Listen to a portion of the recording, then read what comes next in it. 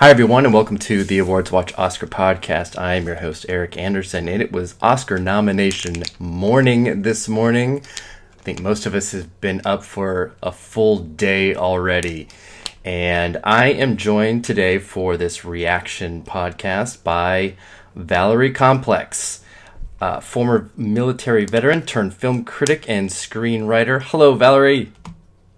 Hello. I hope you can hear me pretty well. I can hear you perfectly, so I imagine everybody else can too. There was a lot this morning. There was a lot. I think almost any of us can look at the nominations this morning and certainly pick out the things that we hated and wish didn't happen. But I think there was a lot that was really good. What were some of your favorites today, Valerie? Yalitza, Aparicio. Yes. And Marina did Tavira, I think that's her name? Tavira. Mm-hmm. I was just shocked because Tavira has been largely ignored up until today. Yeah, completely. That was such a huge, no Critics' Choice, no Golden Globe, no SAG, nothing. No Critics' Awards, nothing whatsoever. There isn't anything comparable in the modern era for her nomination. It's unprecedented in the modern era. And I know it happens, but it's so rare. Mm-hmm. And I was looking at Sam Rockwell as well. I mean, I didn't love the choice, but I just thought it was interesting. I don't know how many nominations he's gotten, but I don't think there have been many. And up until this point, it was shocking to sort of see his name. But Yalitza, Aparicio, and those two women were just it was a really pleasant surprise. And Black Panther for Best Picture. Yeah. I love the fact that it's been nominated. I just don't understand some other things not nominating a performance or a director or whatever. It's just nominated for Best Picture, which is interesting. But yeah. So this time around there were a lot of things that I really didn't love, but I'll wait till we get to that. What did you I'm totally with you on Aparicio. I did have her predicted, and I had stuck with her for months, and even when she wasn't getting the other nominations, and I was kind of looking at it as, well, I don't know how you watch Roma and not put her in, because she is really the heart of the story, as well as looking at the Academy membership being really different than the membership of all of these other groups, which grow much more slowly. And so I just felt that her chances of getting in were much higher. But De Tavira was a huge shock. It was, one of the very first categories they announced in the 5:20 a.m. Pacific time. Mm-hmm. And I screamed in my office, and my family is dead ass asleep. And there was no coming back from that. I was just screaming. I was so excited. I was so happy. I loved the amount of LGBTQ roles that were nominated, the visibility of that, and that the Best Picture nominees. No matter how I feel about some of the films, it's something, and I hate being a person that scoops up crumbs and says thank you, sir, thank you. But I do appreciate when there is something there, and then we can discuss the validity of it in a little bit. I loved the nominations for the favorite because I think it's just such a great movie. I love the things that I was surprised by, because I can do these predictions all day long, and I do them all day long. But the things that I was really surprised by were like the amount of nominations The Ballad of Buster Scruggs got. I loved that Hale County this evening got in. Same. I was shocked, but since I loved the documentary, but I hadn't heard anything about it. It didn't seem like it was getting any love, and then to see it nominated, I was excited. That also disappointed blew my mind. That Won't You Be My Neighbor wasn't up there, but excited for Hale County. Yes. So yeah, it's a really good group. My Name the Gap too, which is a stunning film. But yeah, the Won't You Be My Neighbor thing, I almost feel like I could have seen it coming, because this happened with Jane last year, the Jane Goodall documentary, which was by far the critics' favorite documentary, and it won just dozens of awards, and then snubbed right at the end. And that committee can be very, very petty, and they, not always, but they often will push back on something that is popular or a front runner, and it's really strange. But it didn't. Whatever was going to get into this category was going to be interesting, because it was such a huge year for documentaries that some very popular and some very famous stuff was not going to make it in. But I don't think many of us would have pegged Won't You Be My Neighbor to be one of those. Right. I'm really glad that BlacKkKlansman hit all the places that it really kind of needed to, with directing and editing and everything. I was really disappointed that John David Washington didn't get in. I thought that he would be able to, honestly. So that was... But overall, I'm really glad for that. I'm glad for what Beale Street got, but it deserved twice as much. A whole hell of a lot more than that. A lot more than that. I don't know where that's coming from. I don't know what that's about. Why it didn't get, cinematography or I know, anything like that. I have no clue. I wish I had an answer. I don't. I know. Yeah, it's not even best director, best picture, nothing. It's very strange. Some say it's because of the way when it was released too late. Something about its release dates, and I was like, oh, that sounds like a lot of horseshit. So it does know. Because Vice came out on Christmas Day, and here we are. It has 8 nominations, so that it is not that. It's not. It's there are other factors at play.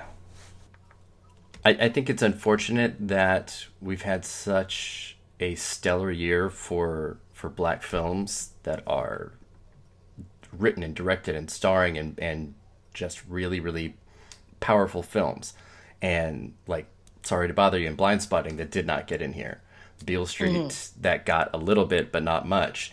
And it's Nothing for Burning. And Nothing for Burning. Yeah, that Nothing for Crazy Rich Asians. Yes, a PGA SAG Golden Globe nominated film that made $175 million. Like I was really like one of the people that I was hoping, that I was riding for. I was like, gonna make it to the end. I really thought that Michelle Yeoh was going to get some type of surprise nomination, which is what I would have liked to have seen, but that didn't happen, unfortunately. She would have made total sense for the Marina de Tavira kind of nomination. I think so. Because, Marina, she makes sense, too. But yeah. I just was like, it's really, I don't know. I guess it's a really difficult year. I think Vice is a vile film, but at least the performances do sort of save it in some way where, Amy Adams and Christian Bale are good. I just don't know if Amy Adams if this is a performance that I would have given her an award for. No. This is probably not it. Mm-mm.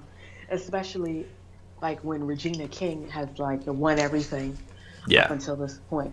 And like I get it. Like I get the supporting categories this year were really tough because you have Regina King winning everything. But you got two stellar performances from The Favorite. And then you have Amy Adams, which is so weird. What do you have any thoughts on the category fraud issue, especially this year? Especially looking at this category when you have Emma Stone and Rachel Weisz, and they are very much co-leads. Emma Stone actually has the most screen time of anybody in the film. Yeah. And I think what happens is, and in supporting actor too, because we have Mahershala Ali, who is a co-lead as well. You have these co-lead performances that are submitted and pushed into supporting in hopes of, just getting more traction all over the place. And what that does is push out very real and very good supporting performers. It's frustrating. So you mean like you'll get one movie that sort of monopolizes all of the space within? Sure.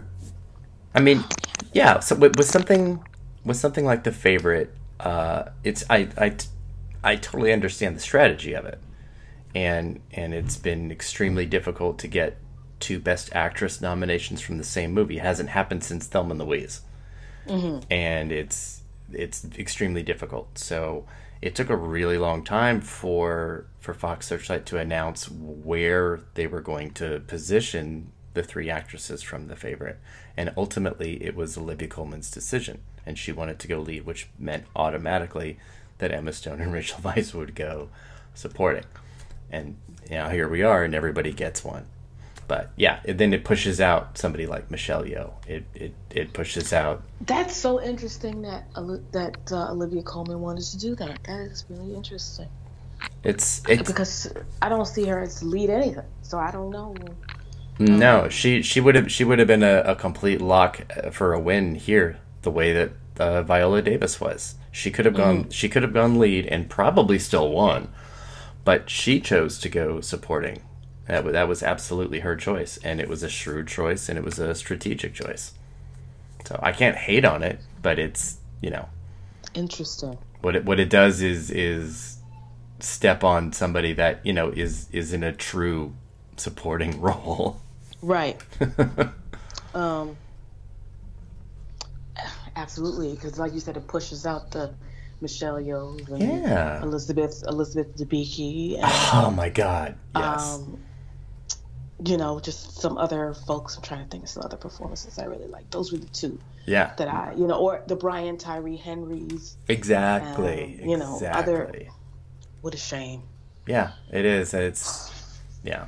I mean, I'm not about to say that there should be some kind of like, here's a percentage or a time limit that it has to be. It just is what it is, and we kind of always complain about it. Well, I don't know, because it reminds me of like Judi Dench for Shakespeare in Love. Mm-hmm. And how people were sort of arguing like, how is that supporting when she's barely in it? But there's a time limit on supporting. I think they said 6 minutes.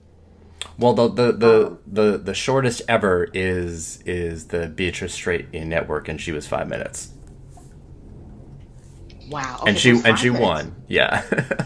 And I don't mind that. I actually love that, because the thing that is more important to me is the impact of a performance, not really the time of it. So something like Beatrice Straight or Judi Dench, and these roles that are super short, in less than 10 minutes, and some of them in this category are very, very short. I like that, because you're looking at a performance based on its impact, and and you feel it, and I love that.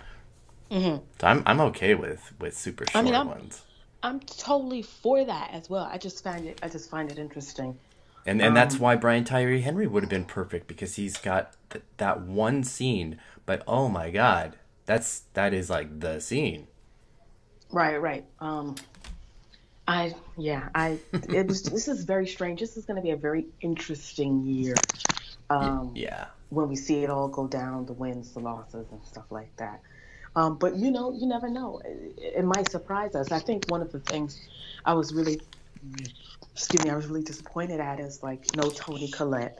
Just the sort of a lack of acknowledgement for films that are considered genre, and not films that are normally placed or nominated at these things.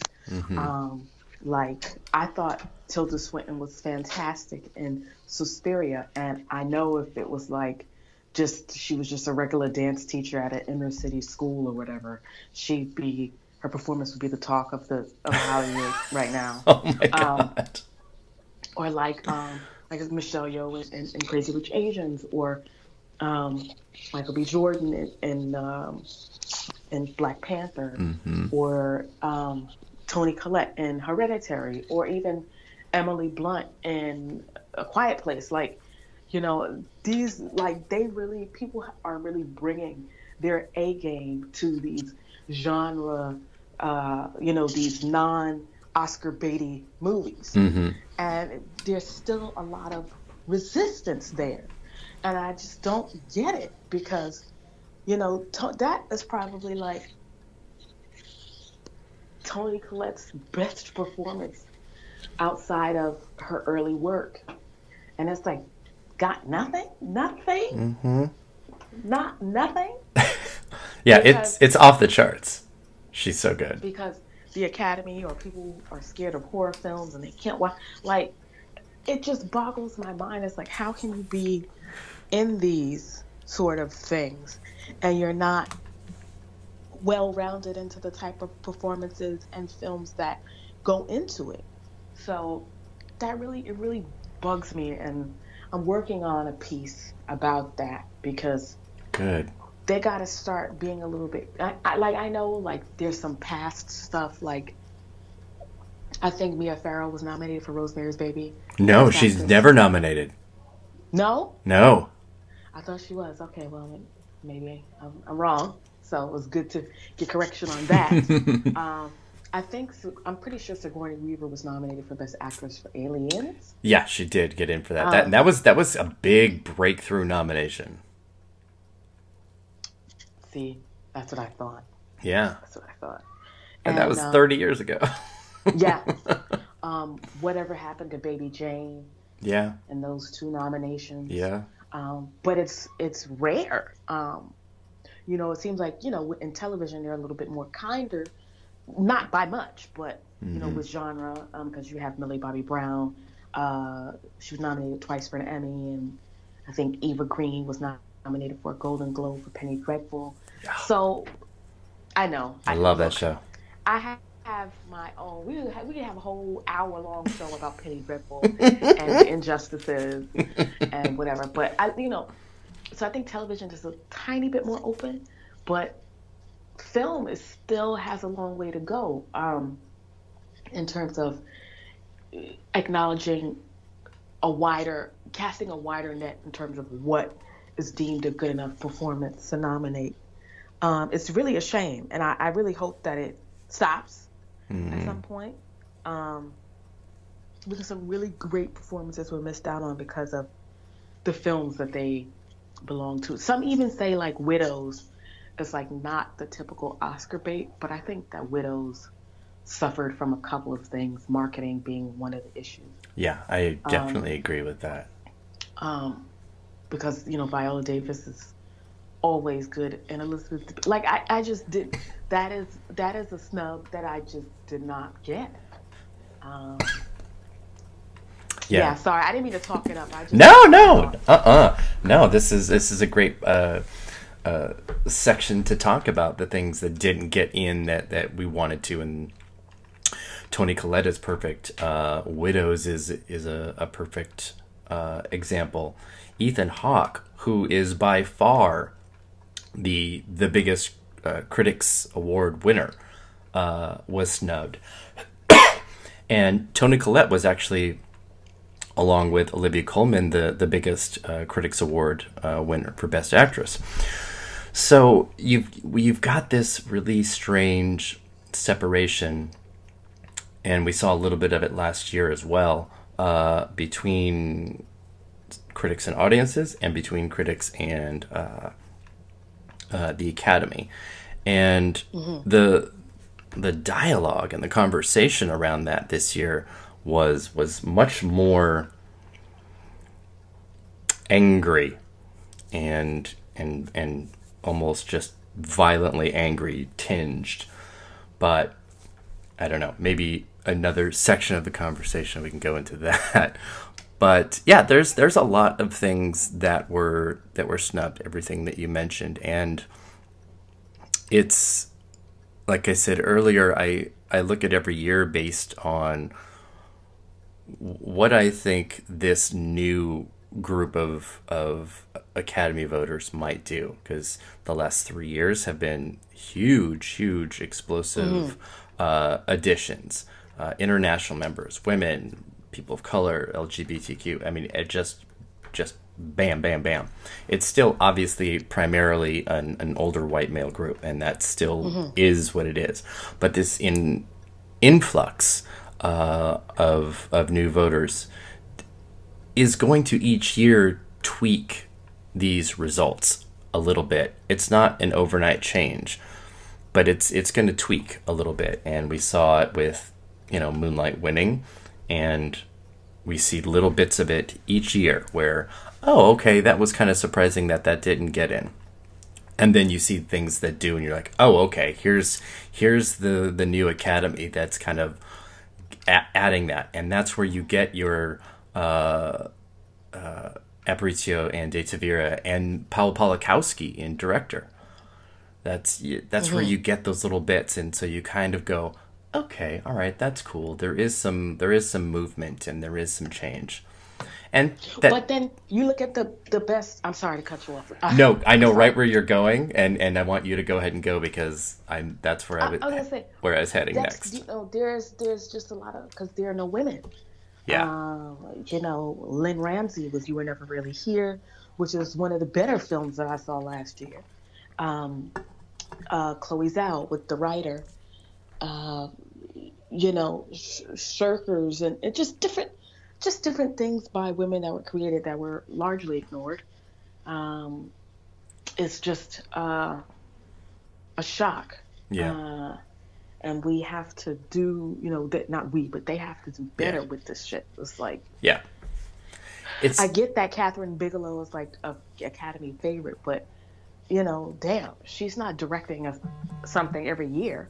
We have to give it to somebody else. Yeah. Well, and she got snubbed right after she won. So there's a weird thing that happens, and whenever it's any female related or LGBTQ or non-white film or nominee, it starts to look like it's a quota, and unless the group can coalesce around one or two, everybody in that minority gets screwed. And that certainly happened with women this year, where we had a tremendous amount of female-directed films that were outstanding and loved and huge critical favorites. But there was no way to coalesce around one or two and make it happen. And it shouldn't be that way, but that's how it often is. And it kills me. It's awful. So we have, as a result, a Best Picture lineup that has no female directed films. We have a director lineup with no female directors again. And it's because of that. It's because people look at things through a lens of, I don't know. That's how it feels anyway. I could be completely wrong, but that's what it looks like and it's what it feels like. So Yeah. that's why Beale Street isn't here as well as, Sorry to Bother You and Blind Spotting, because Right. Black Panther and BlacKkKlansman really they took all of the air for those nominations, which is obviously not to say belittle them in any way, just that when a group is looking at things to vote for, they coalesce. Mm-hmm. I don't know. I feel like I have so much, but so little to say because, I know. like I said, I love, Aparicio, but it seems like there's so much more disappointing things than there are things to celebrate. Or I could be wrong. I don't know. Maybe I'm just looking at it the wrong way. I kind of came at it this morning where I was expecting to be pretty disappointed, and while there were a lot of things that definitely did disappoint me, I started putting together my shocks and snubs and trivia that I put out earlier, and I wanted to focus on the things that were the good shocks and the firsts, and the things that I could pull out that were as positive as possible, because this season has been so ugly and so and so angry, and myself included, and so I needed something to give me to make me smile and to make me happy about something. And there were a lot of things. I always love anytime something is a first. I think that's always a lot of fun. Gabriela Rodriguez is the first Latina producer nominated for Best Picture for Roma, and that's awesome. And I can get super excited about that. And so I just kind of start picking through the things that can be the positive things, because as much and as easy as it is to be like, oh my God, Green Book is here. I think as a young person that's really into film, or that maybe feels like they can't break in, if they can look at some of the things that are really positive, that they can pull from that. They can pull from Gabriela Rodriguez being in and be like, oh my God, maybe I can do that, because somebody can do that. They can look that Jordan Peele is an Oscar winner and is now the first Black producer to receive 2 Best Picture nominations, and go, oh my God, I can do that. Sorry, that's my phone and I can't reach it right now. That's okay. So I try and look at that. I look at when Moonlight won Best Picture and what that meant to so many people. I don't think you can ever underestimate the power of that recognition and visibility. And we can make fun of the Oscars, and we can make fun of Hollywood and bad choices and that kind of stuff all we want, but they still represent an ideal. They still represent something that is very hopeful. And anytime something like this each year can give some kid the self-confidence and the power to push forward and to not quit writing that screenplay, then it's awesome. I think that's probably the best way, because you'll just burn up with anger. So I just think about, I'm not giving the Green Book any attention, so I don't really care. I know. So I know. But like you said, I think that's a good point. Looking at what's good and looking at what we can celebrate. Whether or not you want to call it progress is your prerogative. Yes. Yes. There's still a long way to go since Oscar So White hit, but we're getting there. It's just that this industry just moves at a snail's pace,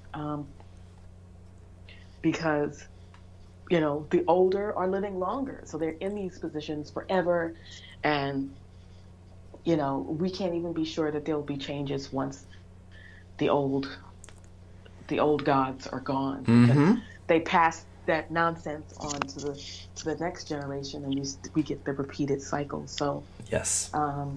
But I will say there's something about Netflix. Netflix has, I think, since Beast of No Nation, Netflix has been able to sort of push through and get their films and their people nominated for various awards. But somebody pointed out something that I didn't realize before, is that all those projects have been surrounded by or including people of color and or women. Like Dee Reese for Mudbound. Yep. And Beast of No Nation. And now Roma. So Netflix is really the only studio that seems to be doing anything. Well, Netflix, Annapurna, yeah, and A24 yeah, seem to be the only studios that are open to giving more than one type of person the opportunity. And maybe Neon will be on the come up as well. Because I know that Little Woods is coming out, and it was directed by Nia DaCosta, who's a Black woman from Brooklyn, starring Tessa Thompson. So maybe as a smaller studio sets a precedent, or as other studios set a precedent, maybe others will too. We can only hope. I think you're absolutely right. I was in a conversation with somebody on Twitter earlier today that was, I had posted the thing about how many LGBTQ roles were nominated, and they were really angry, and they were angry that it was being celebrated, but not that LGBTQ actors are given roles in this, and they were absolutely right. And I wanted to find a way to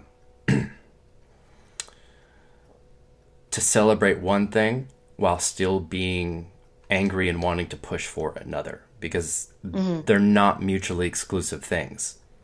They're things that can happen side by side. We can be happy about one without excusing the other in a way. And I feel like that's the best way to move forward, rather than being, ignorantly bliss and happy about something and ignoring truth, or by only being angry all the time and never being able to find anything positive. Right. Right. So, man, that's true. I don't know, man. I just, I'm trying to stay positive and not pay too much attention. I want to put my focus on what's good, and I want to put my focus on some of the good performances that came out this year. yes. I'm not a huge Blake Lively fan, but she was great in A Simple Favor. Yes. It's such a fun movie. And it's such a fun movie. It's just, that's where I want to put my focus into. Like really finding out why these award shows and these committees just don't give a shit about genre. Like, I don't get it. Yeah. This year, people really brought the A game to some of these movies, and they weren't acknowledged at all. And I think that at least 2018 set a new precedent for wow, you can do a comedy and actually deliver a really good performance. You can do a horror movie and give stellar work. I think that that's really important, not just for these committees and these groups, but for critics and just movie fans in general, to realize that every movie is equally important. No one should be above another if the work is there and the performances are good and everything is in place. So I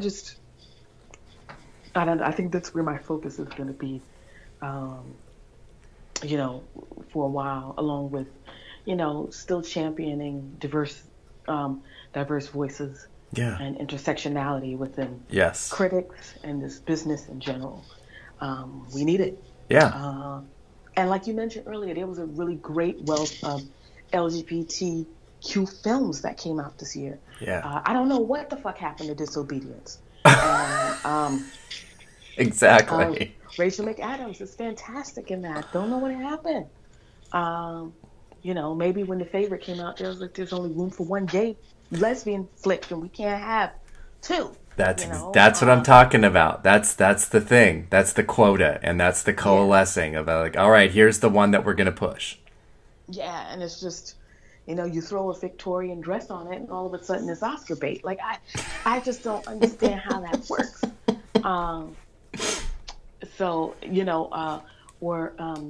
Other good stuff that I saw this year, outside of The Favorite and Disobedience. I don't know, what were some of your favorites? Leave No Trace is something that was my number 2 movie of the year, and something I found just emotionally devastating, and just an amazing film, and should have gotten attention here. And it's tough. Not all studios are created equal, and they will try their hardest, but if you can't compete with the dollars that can put people in movies all over the country and all over the world at the drop of a dime, it's hard. It's hard to compete with that, and it's very similar to political elections, because if you have the money and you have the reach, you're just simply going to be seen more than the other. But that's sometimes passion picks really thrive and do really well. I think you're right about genre films still suffering from genre stigma. I think each year is a little bit better. Black Panther being in here breaks it, a glass ceiling for comic book films, and that's fantastic. My worry is often that when the Academy does something like this, whether it's with a nomination or a win, that they feel kind of like, okay, we have solved this and we don't need to do it again. Yeah. And that's something I feel is pretty traditional Academy to do. But I do appreciate that there does seem to be an attempt to stretch the definition of what an Oscar movie is. Because honestly, any movie is an Oscar movie. If it's good enough, that's it. I know that sounds super naive to say, but that's what it is. A biopic is a traditional Oscar bait film. A costume drama is a traditional Oscar bait film. And there's plenty of that in Best Picture this year. Mm-hmm. But there's also things that totally step outside that. ROMA steps outside that. And Black Panther steps outside that in a way that is hopeful. I agree. It's hopeful, and both films are sort of untraditional in the way that they were filmed and written, and what their stories are about, and sort of how they flow, and who they appeal to. So, in my head, I'm like, Roma is like the perfect film for Oscar bait, but there are things that make it a bit of an outlier. And I found the nomination for Best Original Screenplay very interesting, especially being as though there really wasn't one. I found that interesting, and I was sitting there, I was looking, I was like, Best Original Screen. I was like, what? I was like, everybody a part of the project has gone on record saying that there wasn't really a script. So I don't know. I think there was I think they would get explanations as to what the scene was about, and then that was it. So that's why when they said original screenplay, I was like, what screenplay? That could have went to something else, So it's. I don't mind that, because Mike Lee always works with a completely open-ended outline concept of screenplays, and lets his actors kind of create and mold it as they go, and he gets nominated all the time, which is hilarious. But so I don't mind Roma's nomination for screenplay here. I just thought it was interesting.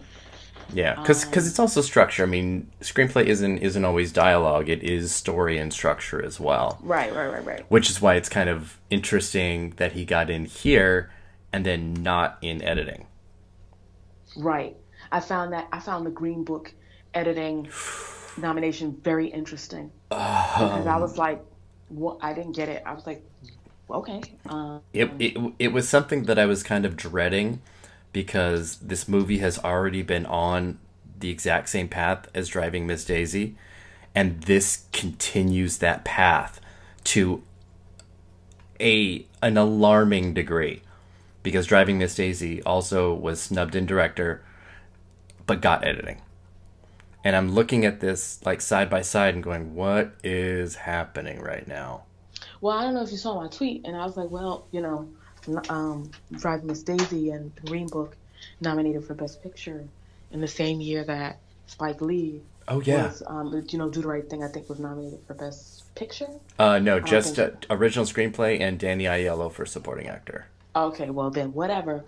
He lost, and here it is, like the Green Book doing the same thing again, and so it's almost like Spike Lee's been losing out to the same movie for like the last 30 years, and it's yeah, and it's terrible. But it's these seem to be the type of movies that Hollywood really wants to endorse, and I don't know why. And even like some of the advice that I've been getting as a screenwriter is like, get your foot in the door, write this. And I have those types of stories, but it's kind of like, wow, it's like either write a Christmas movie because the studios love Christmas. Yeah, they do. Write a movie about some type of interracial relationship, and people will go nuts for it. Like, and I heard this advice back in 2017 and thought it was bullshit, and now I'm seeing, what's manifested over the last 2 years, and I'm like, well, shit, too bad. I imagine like writing my own truth, and now it's like, if you want to get your foot in the door, you got to write about whatever to make whoever feel better. Yeah. Well, let me ask you then a question as a screenwriter. Would you, if you're looking at something like, write something basic like a Christmas movie as sort of not what you want to do, but what you could do, would you rather find yourself trying to get in writing the thing that you want, getting in, and then having to write the Christmas movie, or the other way around? Whatever. That's a hard question to answer, because really, I think it's just more importantly, I just want to get my foot in the door. I think once you get your foot in the door and you have credits and you establish rapport, and I look at like the trajectory of like Lena Waithe's career, starting off as a PA, doing the grunt work, getting coffee, and then building a rapport with, Aziz Ansari and other folks, and then being able to write, and then that leading her to win an Emmy, and now she's producing all these projects. Yeah. So, sometimes you get in and you do things you don't want to do. It's almost like being a film critic. Some people, their trajectory is to write for free for a year to get bylines, and then they start getting paid. Yeah. It all depends on the connections that you have and how you can utilize them, and what's with these fellowships, people also look at trends. They look at what's popular, and sometimes sometimes they do things based on that. And I don't know. You just it's about timing. And I was just gonna say, it is all about timing. You could have like you could have just written like the greatest screenplay ever, but it's timing. It might hit next year instead of tomorrow. Right. And I was looking at, I was writing a pilot, a supernatural pilot screenplay. And then I put it to the side because I was like, the timing is not right.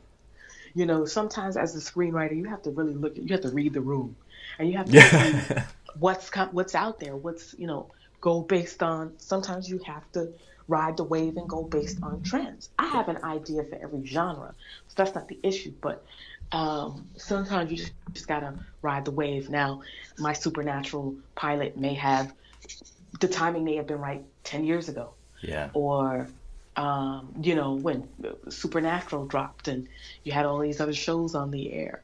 Or even 5 years ago, I mean, even 3 years ago when Lucifer came out and Stranger Things and all that, it's just timing. You just have to. That's why, as a screenwriter, they tell you to write a wealth of things, so that when the timing is right, you say, "Oh, I got something for that." There you go. You know. So that's my little spiel on that. Cool. What? Let's see.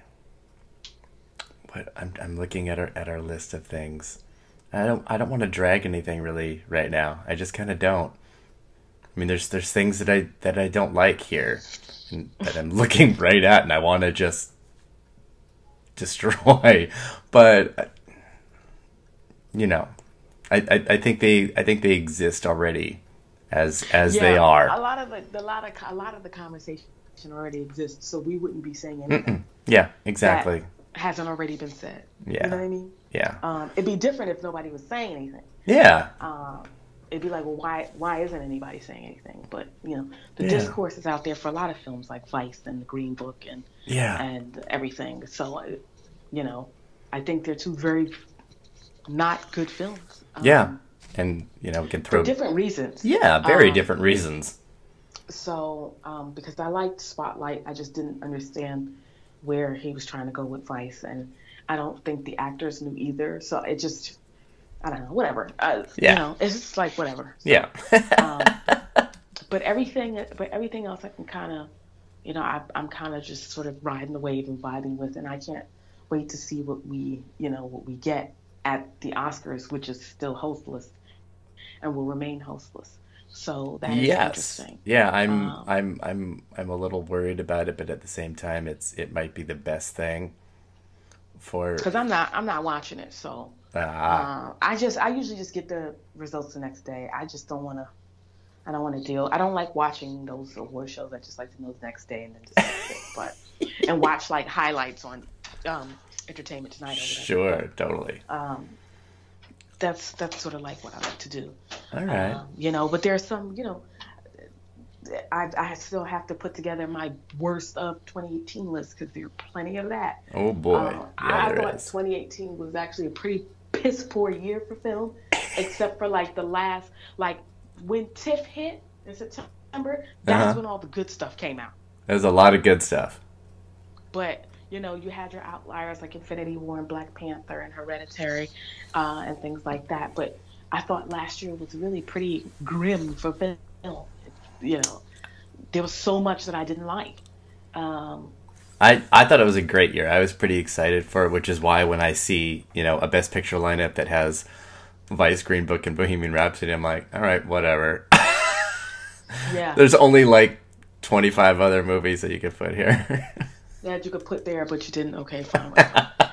Yeah. So yeah, that's the short end of what I think about. Yeah. The nominations. Yeah. Yeah, me too. All right, cool. I think that's where we can let the listeners stew on that for a little bit because awesome. I'm sure everybody's been kind of in the same boat of going, right, what in the world just happened? So right. Valerie, where can listeners find you on the internet or print or anywhere? Okay. I've done a lot of freelancing. My work is kind of a little bit all over the place. I have stuff at the Hollywood Reporter, I have stuff at the Nerdist, I have stuff at IGN,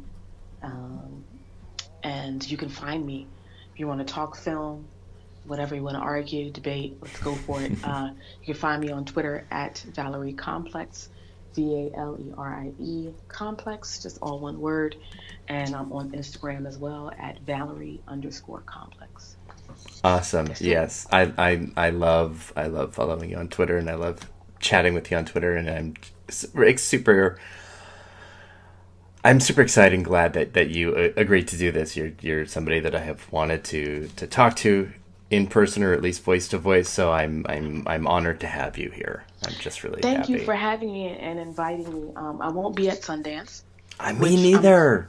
Which I'm kind of, I guess, when I think about it, I'm kind of bummed. But initially, I just didn't have the money, and I had to decide between South by Southwest and Sundance. Since I'm I've already been to Sundance, I just decided to go to South by Southwest. in the same boat. I had like the credentials and like ready to go. And I'm like, oh, that's right. I am broke as fuck. I cannot go. Right. But And I'm like, I can't do both. yeah, So I hear you. because Sundance is expensive, so I couldn't do both. Yeah. So South by Southwest was the cheaper option because I know I have friends in Austin that I can stay with. Perfect. That's awesome. All right. Again, thank you so much, Valerie, for joining me. And Awards Watch, you can always find at awardswatch.com and on Twitter at awards_watch. And thank you so much, Valerie. No, thank you, Eric. Take care. Yeah, you too. Bye. Okay, bye-bye.